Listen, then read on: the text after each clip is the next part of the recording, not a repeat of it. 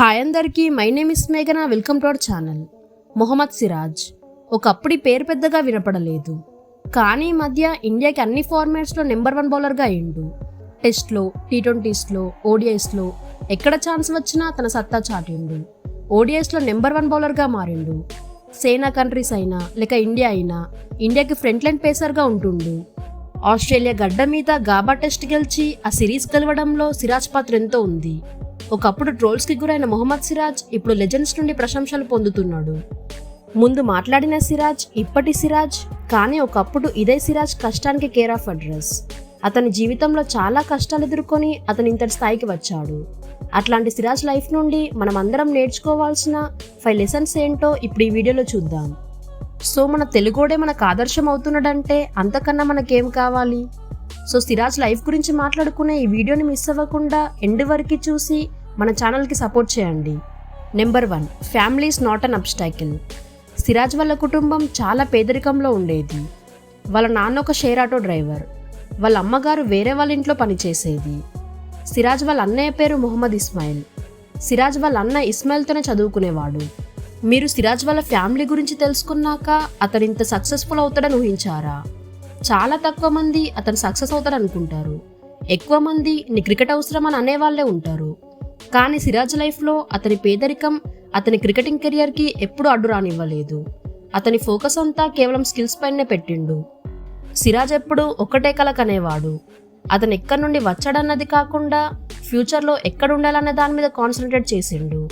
దానివల్లే అతను సక్సెస్ అయ్యిండు. ఇక్కడ మనం నేర్చుకోవాల్సింది ఏంటంటే మన లైఫ్లో మన ఫ్యామిలీని ఎప్పుడు కూడా వేలెత్తి చూపొద్దు. జస్ట్ మనం స్కిల్స్ని పెంచుకుంటూ పోతే మనం తప్పకుండా సక్సెస్ అవుతాం. మనం ఎంత పేదరికంలో ఉన్నా కానీ కష్టపడితే ఆ పేదరికాన్ని తీసేసి లైఫ్లో సక్సెస్ అవ్వచ్చు. Number 2, wait for your time. Siraj మొదట్లో గల్లీ క్రికెట్ ఆడుతూ ఉండేవాడు. తర్వాత 200 or 300 మ్యాచ్ ఫీస్ కోసం బెట్ మ్యాచెస్ ఆడుతుండే. ఆ తర్వాత లెదర్ బాల్తో ఆడడం మొదలుపెట్టి హైదరాబాద్ రంజీ టీంకి సెలెక్ట్ అయ్యాడు. రంజీలో హైదరాబాద్ తరపున మంచి ప్రదర్శన చూపించిండు. అతని యాక్షన్ అండ్ స్పీడ్ పెంచుకున్నాడు. అప్పుడే 2017లో SRH వాళ్ళు IPL ఆక్షన్ డ్రిల్స్లో భాగంగా సిరాజ్ స్కిల్స్ని చూసి సిరాజ్ని 2.60 crores కొన్నారు. ఆ ఇయర్ సిరాజ్ పెద్ద ప్రదర్శన చూపించలేదు. 2018లో సిరాజ్ని RCB వాళ్ళు కొన్నారు. అతను 2020 వరకు RCB తరపున చాలా రన్స్ ఇస్తూ RCB ఓటమికి కారణమైండు. కాబట్టి అతన్ని RCB ఫ్యాన్స్ చాలా ట్రోల్స్ చేశారు. కానీ 2020లో KKRతో జరిగిన ఒక మ్యాచ్లో 2 maiden overs వేసి 4 overs 8 runs ఇచ్చి 3 wickets తీసిండు. సిరాజ్ జీవితం మళ్ళీ స్టార్ట్ అయింది KKRతో జరిగిన మ్యాచ్లోనే. ఆ మ్యాచ్ తర్వాత సిరాజ్ వెనక్కి తిరిగి చూడలేదు. 2020 ఆస్ట్రేలియా సిరీస్కి సెలెక్ట్ అయ్యాడు. ఆస్ట్రేలియా గడ్డ మీద ఆస్ట్రేలియన్స్కి చుక్కలు చూపెట్టిండు. ఆ 5 మ్యాచ్ సిరీస్లో ఫ్రంట్ లైన్ పేసర్గా అందరికన్నా ఎక్కువ వికెట్స్ తీసి తన స్కిల్స్ ఏంటి అన్నది దునియాకి చూపెట్టిండు. ఇప్పుడు సిరాజ్ అంటే ఇండియాకి మెయిన్ బౌలర్గానే గుర్తుకు వస్తాడు.